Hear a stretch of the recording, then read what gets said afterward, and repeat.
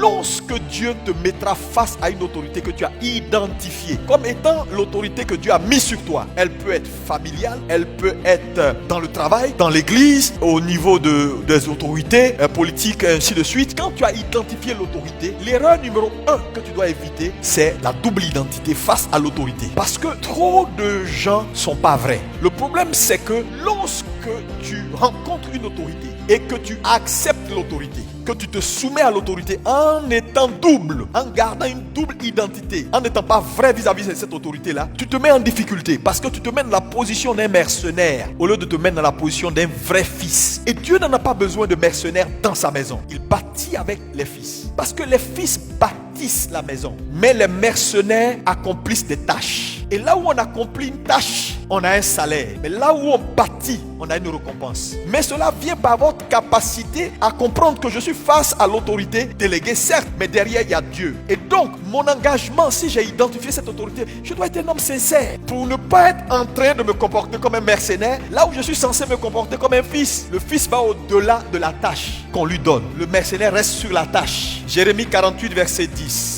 Maudit soit. Donc il y a une malédiction qui est systématique quand un homme fait l'œuvre de Dieu avec négligence. Mais l'œuvre de Dieu, c'est quoi? Les gens sont venus voir Jésus, on a dit: Seigneur, nous voulons faire ton œuvre. Jésus dit: l'œuvre, ce n'est pas ce que vous voulez ou ce que vous pensez. L'œuvre, c'est que vous croyez. Le mot croire veut dire soumettre. Parce qu'un homme qui croit Dieu se soumet à Dieu. Parce que la soumission, c'est accepter de ne pas faire ce que je veux au détriment de ce qu'on me dit de faire. Donc Jésus est en train de dire aux gens qu'en réalité, l'œuvre de Dieu, la plus haute estime que Dieu a pour un homme, ce n'est pas les œuvres physiques, mais c'est sa capacité de soumission. Tu ne peux pas être dans un ensemble et puis te comporter comme un mercenaire. Là où tout le monde a la main au combat, toi tu retires ta main parce que tu veux juste protéger ta vie. Parce que tu sais, toute autorité devant qui Dieu te met, le combat a toujours été: je suis soumis à lui, mais ce qu'on est en train de faire là, c'est pour lui ou c'est pour moi? Ça a toujours été la question. Si tu réponds bien à cette question, tu es sauvé. Parce que souvent c'est la mauvaise réponse qui fait que tu es partagé et tu ne te donnes pas. Mais quand c'est pour toi, tu te donnes. Mais quand c'est pour les autres, tu dis: non, c'est pas pour moi. Dans tous les cas, c'est lui le patron, c'est lui qui décide. On est là juste pour ce qu'on peut avoir. Tu es rémunéré pour tes tâches, mais tu n'as pas de récompense. Mais les fils n'ont même pas besoin de salaire parce qu'ils savent que la récompense de leur engagement à bâtir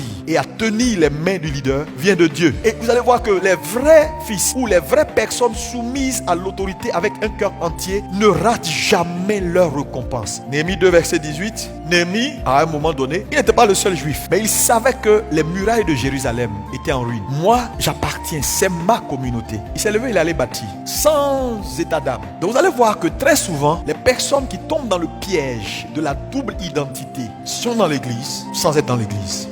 Ils font même des activités, mais des activités partielles. Ils sont juste utiles pour ce qu'on leur dit de faire, pas plus. Philippiens 2, verset 22, oui. Il s'est consacré au service de l'évangile avec moi comme un enfant avec son père. Dans une maison, quand on sert avec son cœur, comme si on servait son père. On ne sert pas comme si on est un mercenaire. Ruth 1, verset 16. Ruth dit à Naomi: écoutez, moi je ne suis pas un mercenaire. Orpa, oui. Orpa s'est mariée par intérêt. Aujourd'hui, il y a un problème. Elle dit elle veut prendre sa route. Mais moi là, où tu ne peux pas me dire de quitter. Je suis là. Parce que je suis là, parce que j'ai identifié que tu es l'autorité que Dieu a mise sur ma vie. Deuxième erreur à éviter, c'est ce que j'intitule: ne jamais déplacer les bornes posées. Une borne ou les bornes sont des points de repère. Et ce point est essentiel. Il n'y a aucun environnement qui n'a pas un protocole. Et tout environnement qui a un protocole a des bornes, c'est-à-dire des repères. Et dans votre quête d'accomplir votre destinée, Dieu va vous conduire par autorité. Il va déléguer des autorités qui vont à chaque étape vous booster. Tu seras peut-être sur 3-4 autorités en même temps. Tu seras en même temps sur l'autorité parentale, l'autorité familiale, l'autorité ecclésiastique, l'autorité au niveau de ton travail, sur plusieurs autorités. À toi de savoir qu'il n'y a pas de vie qui fleurit, qui réussit sans autorité. Deuxième chose, quand Dieu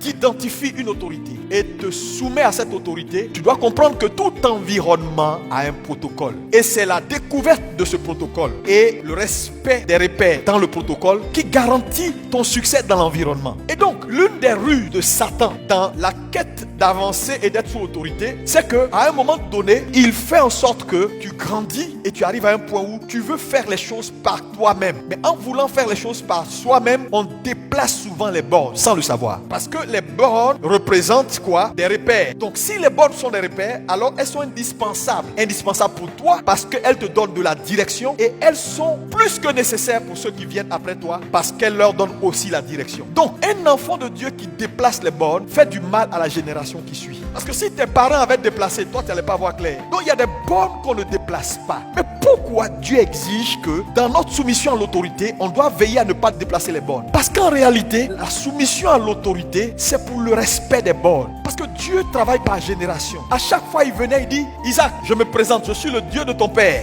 Mais il est en train de pointer des bornes. J'ai fait ça avec lui. J'ai été comme ça avec lui. Je serai comme ça avec toi. Ça veut dire, aussi loin tu iras dans la vie, fais gaffe. Les points que je te cite là, les repères là, tu ne dois pas aller au-delà. Donc, dans la soumission à Dieu, si on ne comprend pas que Dieu est un Dieu qui travaille de façon générationnelle et que quand Dieu va nous parler, Dieu nous dira toujours ce qu'il a fait hier. Et que si nous sommes des gens qui aimons déplacer les bornes, parce qu'à un moment donné, on veut faire les choses de nous-mêmes, alors on va se perdre et on va perdre ceux qui nous suivent. Et je vais vous montrer un certain nombre de versets qui sont très importants. Proverbe 22, verset 28, il dit, les bornes anciennes que nos pères ont posées, nous n'avons pas le droit de les déplacer, les repères. Hébreux 6, verset 1 à 2, il dit tendons vers ce qui est parfait. Donc le progrès n'est pas un problème pour Dieu. Il veut qu'on évolue. Mais dans l'évolution, on n'a pas le droit de poser un autre fondement. Tu ne peux pas refaire l'évangile. Tu ne peux pas, parce que Dieu t'a donné une onction, qu'importe la facette de ton onction, venir faire des choses qui n'ont aucune base scriptuelle. Parce que Dieu ne change pas. On le découvre en réalité. Toutes ces nouvelles révélations, c'est des découvertes. Et une découverte est une ancienne chose. Il n'y a aucune découverte qui est nouvelle. C'est toi qui découvres maintenant. Il y a longtemps, ça est là. Éphésiens 2, verset 20. Il parle du fondement des apôtres et des prophètes. Donc, vous voyez que les bornes sont générationnelles. Romains 15, verset 20. Il dit, il ne veut pas bâtir sur une autre borne. En fait, il y a deux choses que je veux que tu retiennes ici. L'erreur de déplacer les bornes. Ne déplacez pas les bornes. Mais comment on déplace une borne? On déplace une borne quand on refuse d'être entièrement soumis à Dieu. Parce qu'un homme qui n'est pas soumis à Dieu finira par détruire les repères anciens. Donc, quand il viendra avec toi, il ne va pas te dire autre chose que ce qu'il a dit à tes pères. Mais si tu n'es pas un homme soumis, tu vas te réinventer toi-même et chercher à mettre en toi le moteur de tes initiatives. Et quand tu vas mettre en toi le moteur de tes initiatives, tu vas prendre des initiatives qui ne cadrent pas avec les initiatives anciennes. Mais si tu te soumets à Dieu, sûrement tu ne déplaceras pas les bornes. Et Satan va travailler, je vous le dis, pour vous faire déplacer certaines bornes utiles. Il y a beaucoup de bornes que ceux qui sont censés les garder ont déplacé dans tous les sens. L'éducation de nos enfants, on a déplacé les bornes. Quand Dieu dit par exemple qu'il faut chicoter l'enfant, c'est écrit dans la Bible, il faut lui apporter la correction, que la correction est utile pour son éducation. Et que certaines personnes arrivent à un moment donné par cette soi-disant émancipation, disent non, un enfant, ça ne se touche pas. Dieu dit, ça tue pas. Toi-même qui es assis là, quand tu nais là, la fessée qu'on te donne à la naissance là, elle est utile pour que tu vives. Et Dieu dit, dans le parcours de l'enfant, ce n'est pas toujours en négocie. Néhémie 7, verset 63, on cherchait à introduire des gens dans le sacerdoce. Quelle était la première chose qu'ils avaient à faire? Ils sont allés dans leur titre généalogique pour chercher à savoir qui ils sont. Quand un homme ne peut pas être référencé, il est exclu. Ça veut dire quoi? Je m'explique. Voilà des gens qui doivent entrer dans le sacerdoce. Mais parce qu'ils n'avaient pas de repères suffisants, on les a exclus du sacerdoce. Ça veut dire quoi? Quand un homme fait le choix de ne pas vivre une vie d'obéissance à Dieu et à l'autorité, il déplace les bornes, il déplace ses repères. Et cet homme-là est exclu. Les repères dans la vie sont maintenus par la soumission à l'autorité de Dieu. Le monde dans lequel nous sommes là, c'est un monde de référence. Tu n'as pas de repères, tu es un homme mort. C'est pourquoi beaucoup de gens n'ont pas d'accès. Parce qu'ils n'ont pas de repères, n'ont pas de témoignage.